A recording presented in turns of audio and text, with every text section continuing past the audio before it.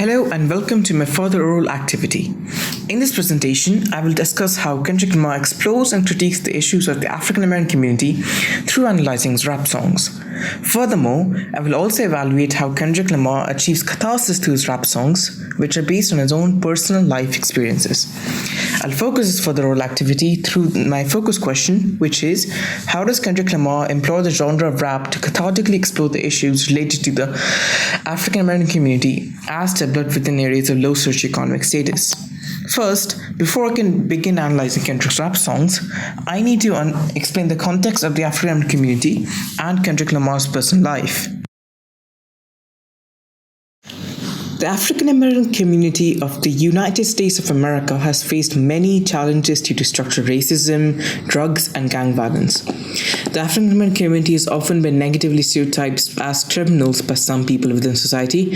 However, while this stereotype has no basis in reality, obviously, many African neighborhoods face high rates of violent crime such as robbery, theft, gun violence, and more.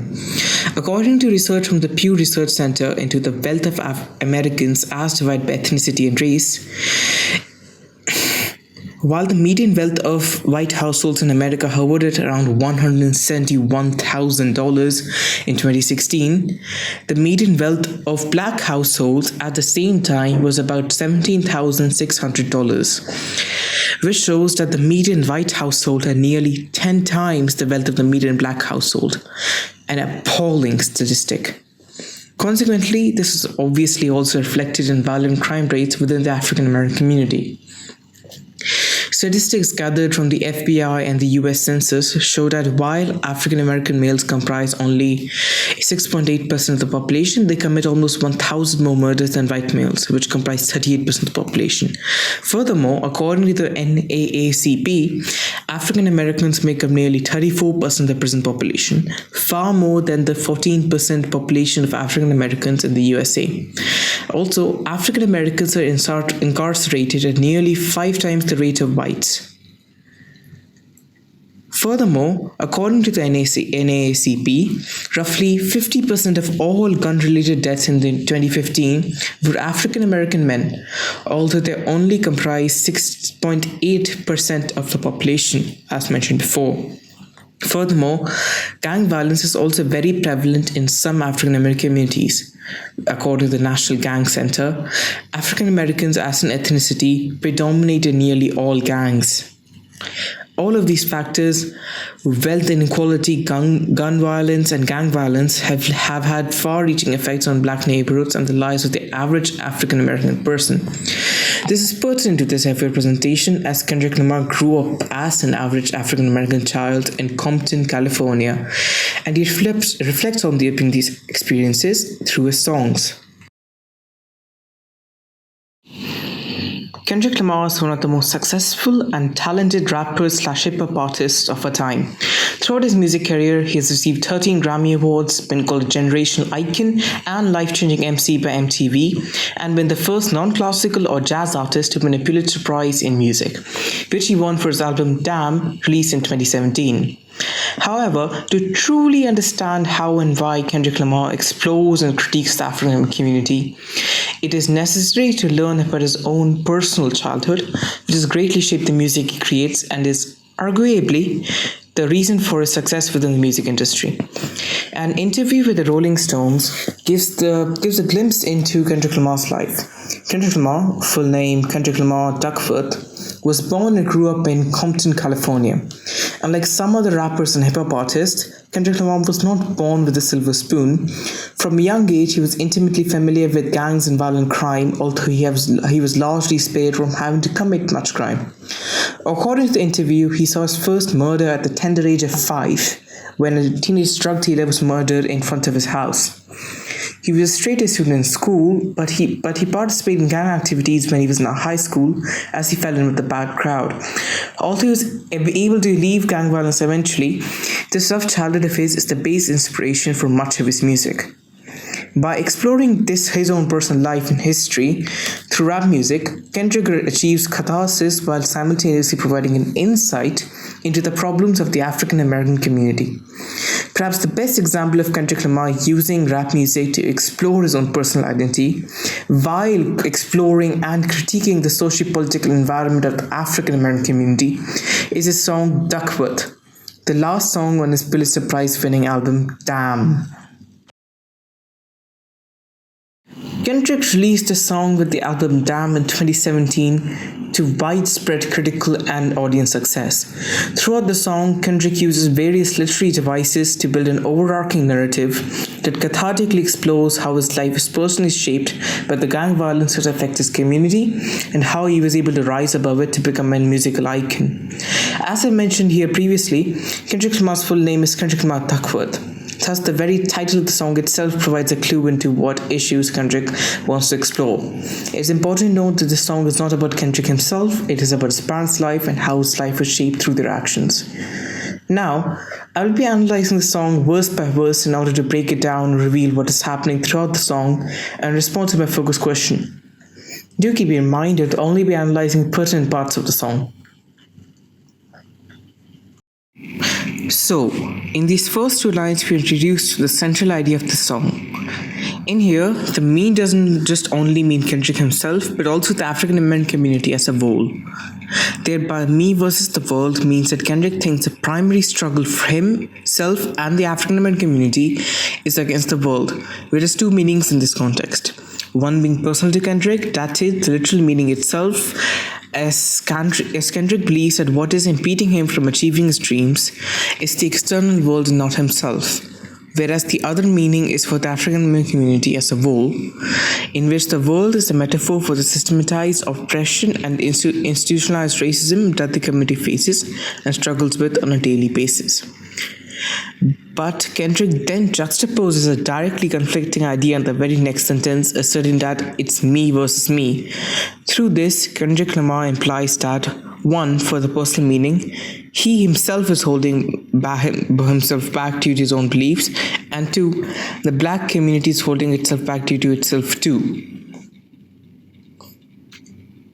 Now, we have a change of tone and pitch, as this next verse isn't even written by Kendrick at all. Here, Kendrick samples an excerpt from the 1978 song by Ted Taylor. This is the first clue that provides a hint to the time period in which the rest of the song will be taking place. That is, the 80s and 90s, the time of Kendrick's parents. Now, the remaining part of the song is the entire story that Kendrick wants to convey. To show that there exists an overarching plot in the song, I will divide it into 5 parts: exposition, rising action, climax, falling action, and resolution. This is the start of the exposition. We are introduced to the setting of the plot inside the Nickerson Garden Projects in Los Angeles, California. The Nickerson Garden Projects were public housing projects that provided low-cost rent for people of low socioeconomic status. The community of these projects predominantly African American and is plagued with gang violence and professional drug violence. Continuing with the exposition, we're introduced to one of the main protagonists in this story, Anthony Tiffith, son of a gang member and born into a family plagued with drugs. This is the first part of the rising action of the plot. We see how Anthony got inevitably involved in gang and drug violence at the tender age of 15. A brick, in this context, means a kilogram of cocaine, an indication that Anthony has become a prominent drug dealer. Here we see how Anthony finds success in his life through crime. He becomes a drug millionaire and even starts a family. However, he isn't able to leave his life of crime even when he wants to. He tried, and the drug killings killed his cousin as a warning. He's effectively trapped in a life of crime that he cannot escape in this verse. Through this verse, we get to know how that Anthony is now under even more scrutiny from the police. He's even told to stop drug dealing by corrupt officials lest he be caught. Now we get treated to another expository verse. We're introduced to the secondary protagonist, Ducky. Ducky is the nickname that Kendrick often uses for Kenny Duckworth, Kendrick's father. The Robert Taylor homes were part of the Southside Projects, which is similar to the Nickerson Garden Projects, as they are also played with drugs and gang violence and had a predominantly African American community. Chirac is a portmanteau of Chicago and Iraq and is used to allude to the fact that the streets of Chicago had more drugs and violent crime than the country of Iraq. The Terrordome is a gang that is native to Chicago and in which Ducky was a part of as a young man. Ducky moved to California in order to escape the gang violence that plagued Chicago's inner cities. At the time, it was thought that California had the middle-class African-American dream with little gang violence and crime. This is alluded to in the line, "They had a son hoping that he seeked college," which showcases their hope that they could escape the violence of the inner city. However, this dream quickly came to an end as gang presence and violence sharply increased soon after, resulting in Ducky having to rejoin a gang and start selling drugs again. In this verse, as part of the rising action, we get to know that Anthony plans to commit another robbery of the KFC that Ducky works at. We also get some other exposition with these 4 lines. The 1980s were a period of intense crime and violence, with Compton recording the highest number of crime in the country.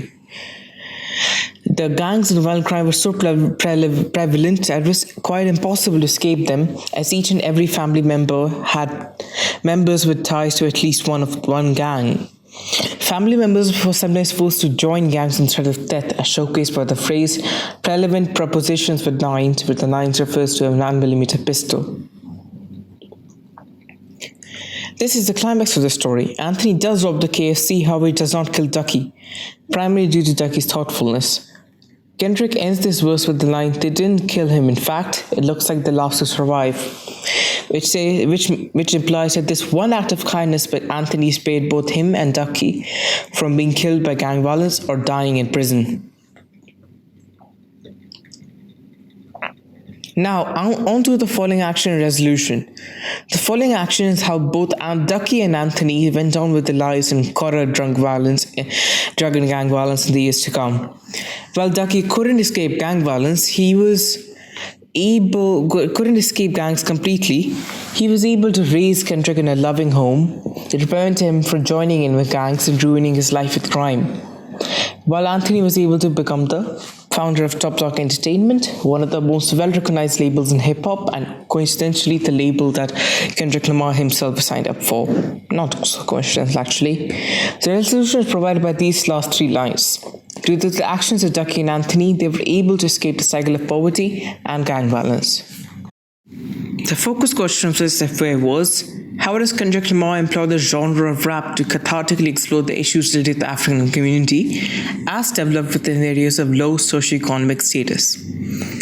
From the textual analysis and the context explored in this FOA, it is clear the primary issues facing the African American community are drugs, gang violence, and structural racism.